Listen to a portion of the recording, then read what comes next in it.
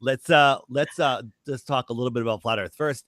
I've been talking with Jaron and other people about what Nathan and Anthony came up with, where perspective isn't being taken into account for curvature, because the curvature is going. So your curvature starts at 3 miles, let's say.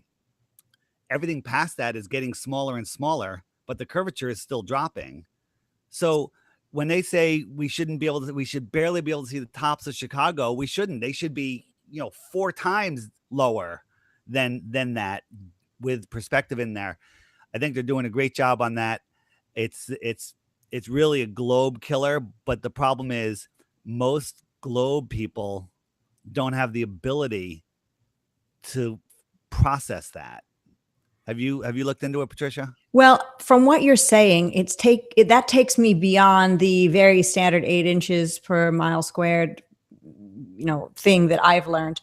But I did go to the Salton Sea recently outside of Los Angeles and saw what the globe believers, who were the ones who were doing the test, thought they were going to see. And because they picked the location and the time of day in which they were going to do it, as opposed to 4 a.m. or so when they said they were going to do it, they actually, I think, know that about perspective and how it works. And they did this test so National Geographic would film it and get the result that there was curvature. I think at least one person on that team knew about that and used it.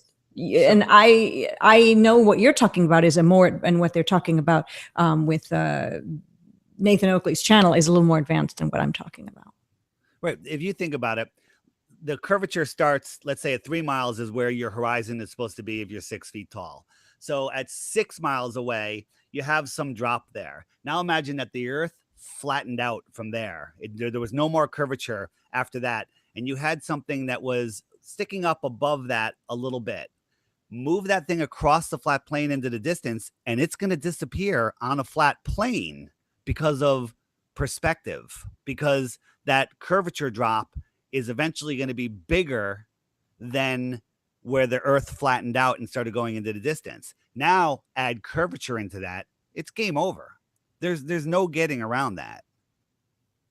I don't know if it's some of this stuff is really hard to follow because we've all been trained to think curvature in one way and perspective. We really weren't taught these things. But to me, that's really an experiment. I'd love to see Rory Cooper do that. Basically, go to a 10-foot drop of curvature, then flatten the Earth out after that and have something that's 20 feet high. So in your model, 10 feet of that thing is sticking out at that point, and then just slide it into the distance and watch it disappear on a flat Earth. It's going to get smaller. Now add curvature to that. Game over.